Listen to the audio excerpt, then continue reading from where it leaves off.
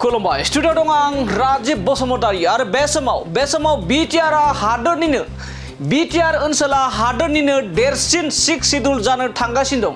बे गोजोनथाव बाथ्राखौनो बुंदों मिरु दुलाराय बर' फरायसा आफादनि आफादगिरि दिपेन बर' बिथाङा। नंगौ, बे समाव मोनसे गोजोनथाव खौरां बाथ्रा बुंदों जेराव दुलाराय बर' फरायसा आफादनि आफादगिरि दिपेन बर' बिथाङा आरो बिथाङा फोरमायदों बिटिआर हादोरनिनो देरसिन सिक्स शिड्युल महर मोननो थांगासिनो दं। लोगोसे फैगौ 1-2 दाननि गेजेरावनो भारत सरकारा बर' हारिनि थाखाय मोनसे गिदिरथार गोजोनथाव खौरां होगोन एबा होनो हासिगौ होननानै एबा होनो थांगासिनो दं होननानै बे समाव दुलाराय बर' फरायसा आफादनि आफादगिरि दिपेन बर' बिथाङा फोरमायदों। जेराव गोबां बायदि दान्थे बिदान्थे खालामनायनि गेजेरजों थांनाय 2020 मायथाइनि 27 जानुवारि खालाराव जा बिटिआर गोजोन गोरोबथा बर'नि मोनसे जारिमिनारि गोरोबथा गोजोन गोरोबथा बिटिआर गोरोबथाखौ लानानै गोबां माने दान्थे बिदान्थे खालामबाय थानायखौ बे समाव नुनो मोननाय जायो। नाथाय बे समाव दुलाराय बर' फरायसा आफादखौ जों बुंनांगोन जेराव बर'नि माहारिबाद दानाय बर' हारिखौ गेरेमसा खालामनाय सोलोंथाइ बिथिं गेलेनाय बिथिं बायदि बिथिङाव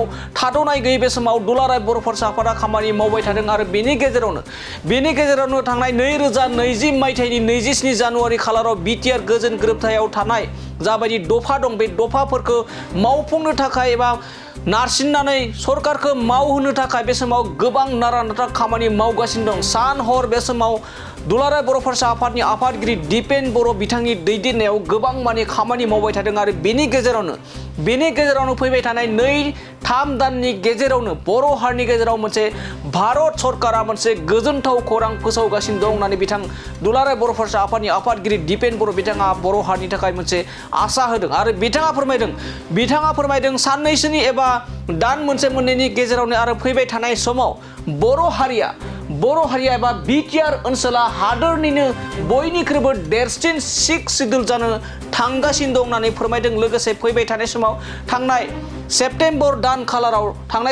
दान खालाराव दुलाराय बर' फरायसा आफादनि मोनसे हानजाया एबा दुलाराय बर' फरायसा आफादनि आफादगिरि दिपेन बर'नि दैदेननाय मोनसे हानजाया बिटिआर गोजोन गोरोबथाजों एबा दफाव थाफानाय बायदि गामि सोसननाय हाबाफारिखौ लानानै रायजो सरकारजों सावरायनाय जायो। बेखौबो बाथ्रा बुंदों दुलाराय बर' फरायसा आफादनि आफादगिरि दिपेन बर' बिथाङा। दानिया फैदो बिदिब्ला बर' हारिनि थाखाय फैबाय थानाय समाव माबायदिहाय गोजोनथाव खौरां भारत सरकारा माबायदि खामानि मावनो एबा बर' हारिनि थाखाय एबा गुबुन सिक्स शिड्युलनि थाखाय माबायदि खामानि मावनो थांखि लादों बिथांनिफ्राय जों आबुङै मिथिना लानि।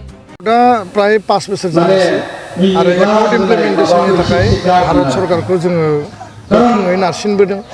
बिथांमोननि जि कमिटमेन्ट बे कमिटमेन्टनिफ्राय बिथांमोना बारग'नो गामि सोसननायनि दायित्वआ आसाम सरकारनि आरो आसाम सरकारा दासिमबो जि गामि थिसनबाय जोंनि जि दाबि दङ 300-400 खान गामि जे कन्टिगुवास बर' डमिनेटेड ट्राइबेल डमिनेटेड बेखौ सोजोबनांगौनि थाखाय गिबि मन्थ्रिखौ 21 सेप्तेम्बराव स्ट्रंलि जोङो नारसिननाय जादों आरो बिथाङा खोथा होदों जे पर्यायक्रमे गामिखौ थिसनदों। बेखायनो दिले जानाय आरो गोलाव जानायखौ जोङो मालाबाबो हास्थायाखै। बेयो गोख्रैनो जाफुंनायखौ जों लुबैदों आरो बिटिआर जि गोरोबथा बेखौ मर अट'नमि आरो फाइनान्सियेल अट'नमिनि मर्यादा होनायनि गेजेरजों जि मोनसे भारत सरकारा जि कमिटमेन्ट दङ बे फैबाय थानाय 1-2 मासनि गेजेराव मोनसे गिदिर एचिभमेन्ट बर' हारिया बिटिआरआव थानाय बर'जों लोगोसे गुबुन हारिया मोननो थांगासिनो दङ। बेनि थाखाय जों बयबो हाबा मावबाय थादों आरो जेला एचिभमेन्टखौ मोनगोन बे बड'लेण्डआ बे बिटिआरआ माने भारतनि लार्जेस्ट आरो देरसिन आरो शक्तिशालिसिन सिक्स शिड्युल काउन्सिल जाहैगोन। गोजोन्थों।